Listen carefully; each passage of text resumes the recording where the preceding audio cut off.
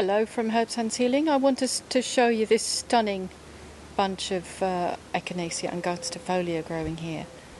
An iconic plant for the gardener and of course a household name now, and much used for decades in Europe and Britain. But originally a Native American Indian meadow plant used internally and externally, not least for snake bites, very successfully. So always used for the immune system, but until recently we didn't really understand what it was capable of doing in terms of our immunity, and a lot of that work has been done by someone called Kerry Bone, a really brilliant herbalist in Australia. So you can look up more information on the web about Kerry Bone and his work on Echinacea. But he identified that it was the alkylamides that were the main biochemistry, and he named that really now we should call Echinacea an immune modulator, not a stimulator. It was once thought it overstimulated or stimulated the immune system. We shouldn't take too much of it and not give it to autoimmune conditions. So that's all out of the window now. So it's called an immune modulator, and it's actually very helpful for autoimmune conditions. It helps train the immune system to work at a more balanced pace.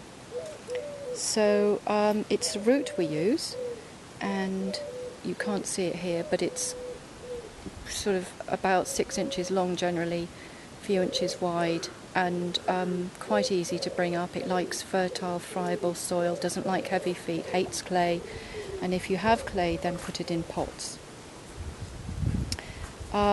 So here it is growing beautifully in pots and in the soil. I tend to take it out of pots after a couple of years and it copes very well, but originally at the beginning I grow it in pots so that it survives my rather damp clay soil here. Here we go, and I'm going to do a close-up. So it's good for colds, flu, anywhere where the immune system's not performing very well.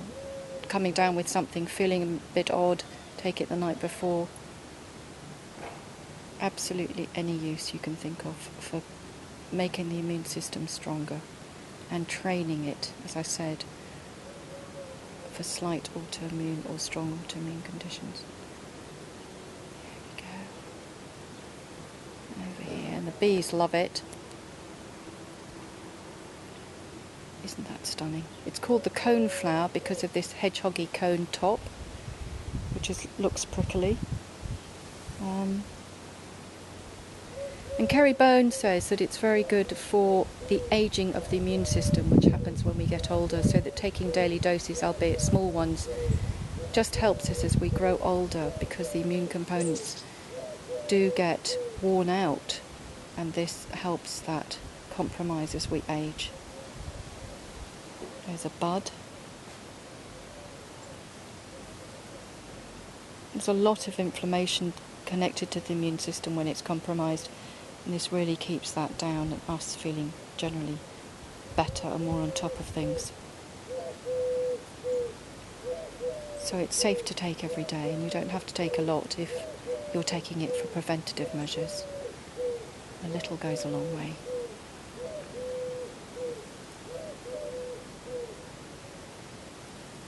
And there you have it. Absolutely gorgeous. Thank you for watching. And just to say that my next blog will be Echinacea in Thyme, and I'll cover thyme.